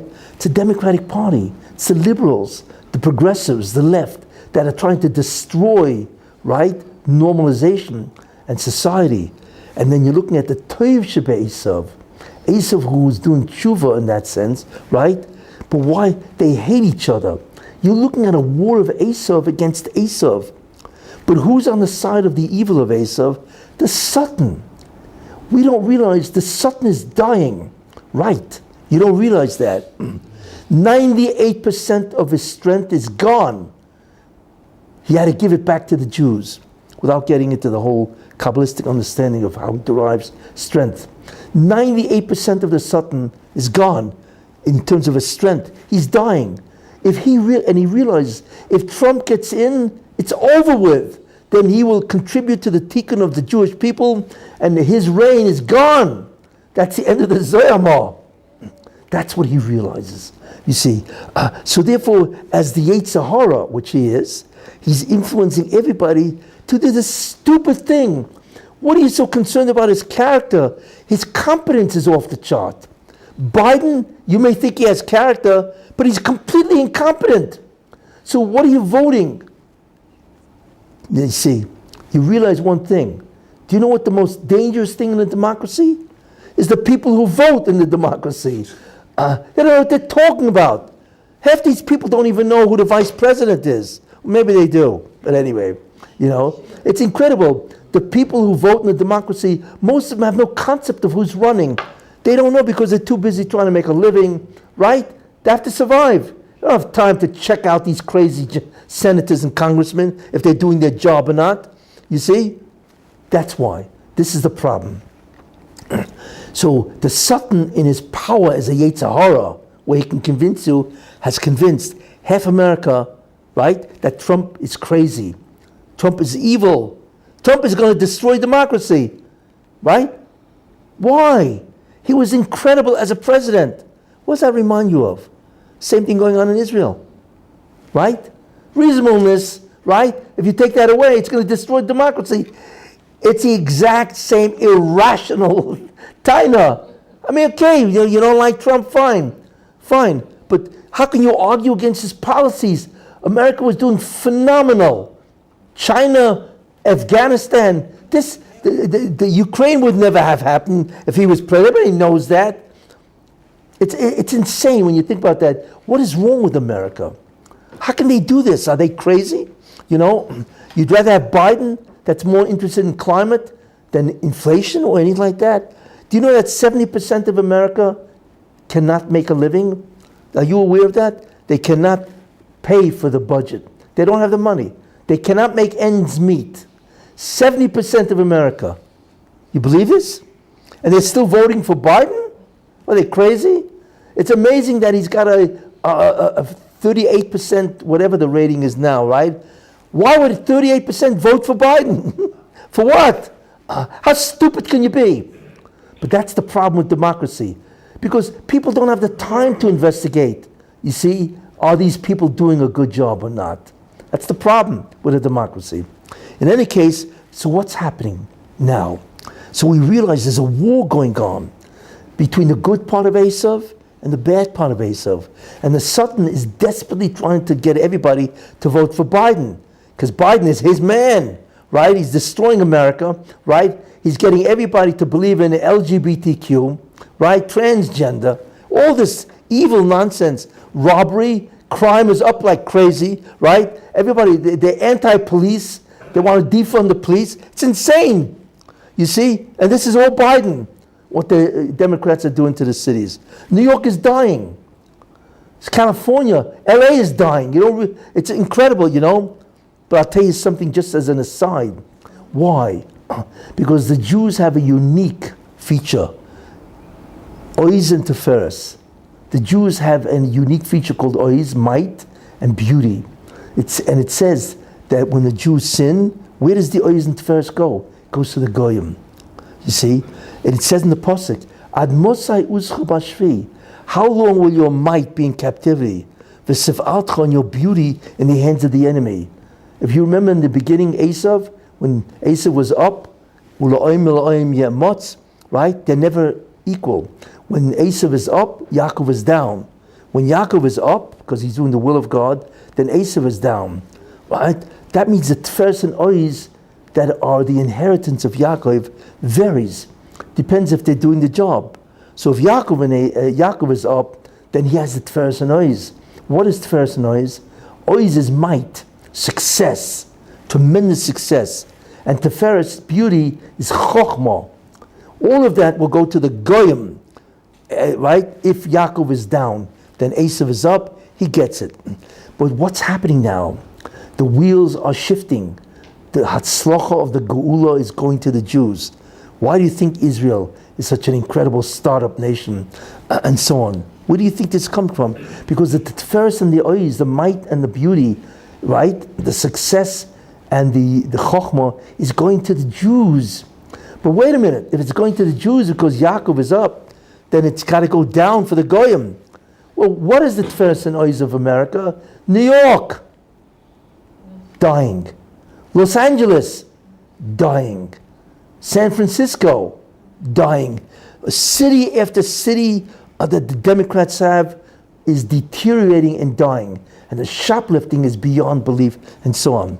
Why? Because the Teferes and the Oiz of these cities in America is now going to the Jews. This isn't an accident. Everything is understood when you understand the blueprint of the Bria, and so on. But what's happening now? It's incredible, right? They're trying to destroy Trump. Why? Because the Sultan wants to destroy him. Because he realized if Trump gets in, he's going to enable the tikkun of the Jews in Israel. Because he's going to get back on board. Sultan doesn't want to do that. He's got to keep the Zayama in your body, right? Or else he's finished. So he's behind the tremendous obsession against, right, these people, the MAGAs as they call them, right? But the left realizes they must kill Trump. Not literally, maybe, but they have to destroy him. Because if he becomes president, what do you think Trump is going to do? Every one of the Democratic Party has committed a felony. He's going to go after every one of them. It's not so much revenge, because they are destroying America, and they know that. So they must put him away in jail for the rest of his life. That's why the whole thing is insane. If you examine the indictments, it's almost, if it wasn't so tragic, it would be laughable, right? They say he took documents, but wait a minute, Biden took 1,700 documents as a senator and as a VP, where it's illegal for him to take it out of the White House. You see? And what did Trump do? Trump was the president, he could take it out, you know, and so on. I don't want to go into all the things, but when you look at the judicial, the indictments against Trump, you have to laugh at this. This, a former president of the United States? Why? Because the Bosham is taking out Biden. That's why. You are looking at the end of Biden, except the Bosham is doing it slowly, because that's what Biden deserves. He's a murdered Russia, what he has done. You haven't had people, somebody has 70% that 70% of the country cannot make ends meet? Do you have any idea what a guy goes to sleep and he knows he can't pay his bills? Do you have any idea how much anxiety the guy has? Suffering? Every nakuda, point of suffering, is an einish to Biden because he's causing it. We don't realize how strict God is with justice, that he will go after you even if you're 300 people away from the original event. But if you are in the causal chain of a bad event, you are judged at that level of causality, and so on. So Biden is guilty of murder, even if it's indirect and so on, you see? But we see that Biden is dying in that sense, you know. Not only is God taking away his seichel, which is a tremendous einish, and so on, but what the Rebbe is also doing is he's holding him up for mockery. Do you know what it is? A president of the United States takes bribes from Ukraine, from communist China? That's treason. That's literally treason, you know? And it's coming out every day. They find out more and more people whistleblowing. I don't want to get the whole thing, but every day there's another charge against, another accusation against Biden. That's why the motion allowed the Congress to become Republican, you know, even if the Senate is not, and so on, you know, because the House is the one that investigates. And they can't, you should know one thing, they cannot believe the amount of violation of laws that Biden and his family, I mean, what's going on with his son, Hunter Biden, and so on. I mean, I don't want to go through the whole litany of what's happening, but we all see Biden is dying. His reputation, not only, Biden is lucky. Why? Because you cannot remove Biden. Even if you impeach him, you can, right? But the Democratic Party doesn't want him removed. Why? Because they're going to get the VP, Kamala Harris. And Kamala Harris is an absolute buffoon. I mean, you ever listen to this woman? And everybody knows that. She just was honored with getting the lowest approval rating for a VP in the history of the United States. That was the honor. Yeah, they just came out with that. She got the low, I think it was a minus. You know, the lowest rating of a vice president in American history, she got it. Because everybody sees, what has she done in the 2.5 years? But when she talks, you say, excuse me, what? What'd you say? You know, they realize, what is this woman? It's astounding how she was Attorney General for California. And we all know how she became Attorney General. She provided services for many people. Without getting into that and so on. So Biden is lucky, because if they get rid of him, guess what? They have Kamala Harris. And I believe if she ever became president, you would have a civil war. Why would we allow ourselves to be ruled by an absolute moron? Right, very dangerous. Anyway, so which is very good, because we see the wheels are changing. That's the important thing. Just like in Israel. Do you know what happened in the 9 days in Israel? It's a tremendous simon, and people don't realize that. The 9 days are the worst days for Jews. Yes? But do you realize that on Monday, which is the 9 days, they voted to remove the reasonableness clause? So they defanged the Supreme Court, didn't they? But it happened in the 9 days. Hey, wait a minute. These things don't happen in the 9 days. It's the reverse. That's the mazel. The mazel is changing. In the 9 days, if it happens, that's the mazel changing. You see? And people, I have seen nobody that has mentioned that, because they don't realize. Because like I told you, it's the war of the Erev Rav against God. That's what it is. So in the 9 days, a tremendous simon is that they have been de-weaponized and so on. And it's not only that, it's not only in Israel, but in America. It gets worse every day from Biden and from Hunter and all that. You see, which is very, very important. And of course, like we say, they're trying to kill Trump because they realize if he becomes president, that's the end of the Democratic Party. And I believe that what the Rebbe wants to do is destroy the Democratic Party. Why? Because they are guilty of destroying America. But the problem is America is the beacon for the entire world. Think about that. So in essence, they have contributed to the erosion of morality throughout the entire world, and so on. And I believe that the Rebbe wants to destroy the Democratic Party. But who's going to do it, right? Why do you think Trump keeps getting indicted? because the Baruch Shem is stoking the fires on Trump.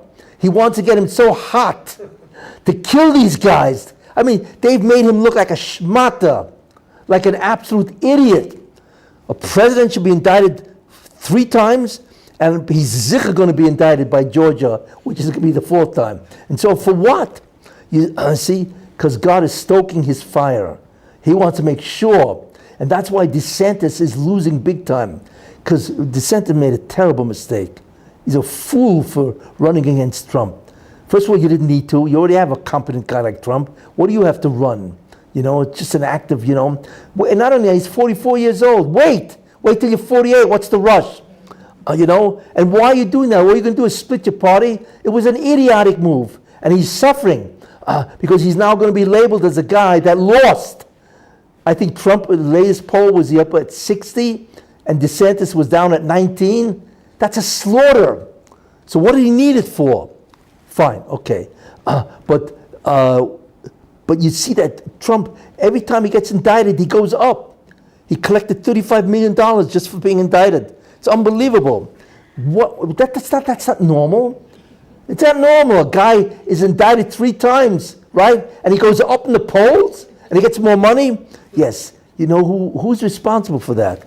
The Rabbi Shalom. It's an act of God. The Baruch wants to make sure that he will be the president of the United States because he must destroy the Democratic Party. Look, before the Geula, everybody gets paid back what they did. And this is their payback. The Baruch says, you destroyed Esav, you destroyed the world, you made it immoral. It's incredible what America has become. I must destroy you before the Mashiach comes. That's justice, you see? But who's going to take out the Democratic Party? Trump. Because he's fuming, he's infuriated what they did. And we know Trump is like, he's respect, and he holds himself to be, could you imagine doing this to Trump? He never forgets a slight against his character, you see? And therefore he keeps being indicted. And the Democrats don't realize the more they indict him, the more he's going to become popular. Are they crazy? Because they're so desperate to stop him. They cannot even think of what in the world that he's doing and so on, Therefore, we now realize that the good news is that the wheels are changing.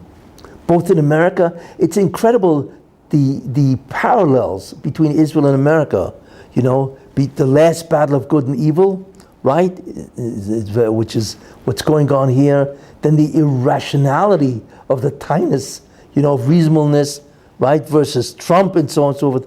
It's all, and the incredible thing, which you've never seen before, it is the greatest scandal in American history. You know what that is?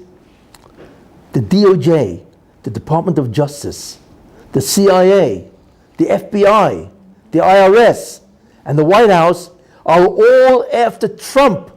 Could you believe what that means? The entire American government is arrayed against one man. That's not normal. And they're all liars. They found the FBI. Nobody believes in the FBI anymore. It's a fraud. CIA, the IRS, with how they've, resisted, investigating Hunter Biden, right? And the DOJ. But you know what's even more interesting? You think that the Erev Rav is only in Israel? Who's the head of the DOJ? Merrick Garland, Jew. Who's the Secretary of State? Tony Blinken, a Jew. Who's the head of the NSA? Sullivan, a Jew. Who's the head of the Senate leader? Chuck Schumer, a Jew. Excuse me, what is this? It's like a Jewish cabal. It's all Erev Rav. What's the amazing thing? That the Erev Rav is all over the place because they're dying. And you see, when you really think about that, the parallels here are just be incredible. So that's really the good news, what's happening here now and so on, and America is falling. We see that. I mean, the morality of America is in the pits. It's sounding. The cities are dying. The morality is dying. Even in the army, they're more interested in woke than they are in the ability to fight. Can you imagine an army, that is only interested in, well, are you woke or not? You see? It's incredible. And we see that even America is turning against this woke philosophy. I mean, Anheuser-Busch with, what do you call the name of their beer? Miller. What? Bud Light, right? You know, last time I heard, they lost $18 billion. You have any idea what kind of loss of sale that is? It's incredible. Why they are taking on positions of politics. It's stupid, you see. But that's how much the Satan wants to destroy Trump.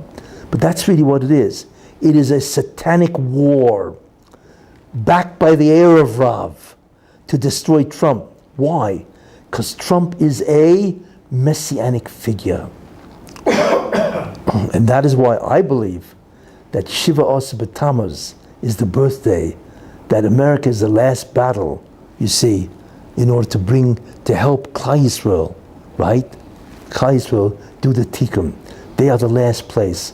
And therefore, America has to be born, which is where it's going to take place at the time of the greatest disaster when the Jews allowed the Zoyamah to re-enter creation. Nothing is an accident, you see. And what Trump is doing, what is happening to Trump has never happened before. The entire government is after him. It never happened. And they're all false. They're all frauds. They're all guilty of felonies. All of them. The FBI, the DOJ, the IRS. I mean, when you hear the stuff coming out by Congress, you can't believe whatever happened to the American government. And then the White House is filled with lies and so on. We are watching the end. We are watching the window down to the nanometer. That's what it is. And I told you what the evil of the nanometer is. It's a war against God, disguised as some type of, philosophical debate. That's what it is. And this is all what's happening, you see. So look, let's hope that Oid, very shortly, the Baruch Hashem is going to say, enough is enough. My children have suffered enough. I need to stop this. And we have no idea what the Gul is. I'm going to tell you something. The Gul is not where all of a sudden God throws out these guys. That's the first stage of the Gula, where Biden, Harris, DOJ, all of this collapses. The Democratic Party, the liberals, the progressives, the Baruch Hashem is going to take them all out. So we think, wow, what a redemption. No, the redemption is we will be returned to being like Adam Arishan before the sin. We cannot even begin to imagine what Adam Arishan before the sin was. And the Medrash says that the Malachim, he was so impressive, so great stature, that the angels started singing Shira to Adam Arishan. Could you imagine? What do you mean, an angel? Do you have any idea what an angel is? They're off the charts. And they think Adam is God? So they're singing Shira to Adam? Yeah, that's how great he was. We will return to that situation. Could you imagine what we're going to look like, right? What's going to happen in that era? And remember one thing, it says, and the earth will be filled with the knowledge of God, which is a very interesting concept. God will dominate the earth the way the sunlight dominates the earth in daytime. We have no idea what that is. And if you think Egypt, right, Mitzrayim, they had incredible miracles. Could you imagine? The whole Nile River turns to blood. And believe me, the Red Cross could have used that blood. Because it was real blood. It wasn't colored water. It was real blood. I mean, I don't know what type it was, but it was real blood. You see? Could you imagine seeing that one miracle, what you would have thought? It's unbelievable. And so on, right? What will happen in the end will make Egypt pale in comparison. Right?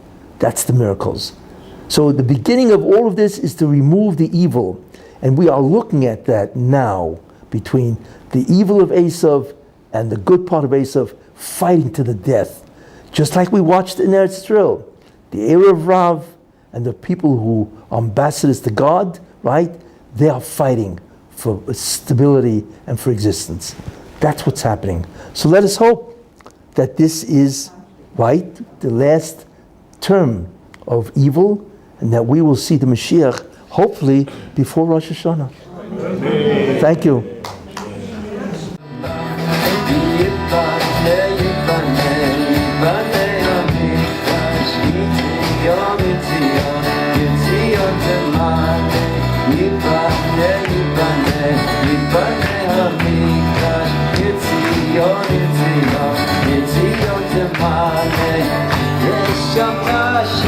שיר חדש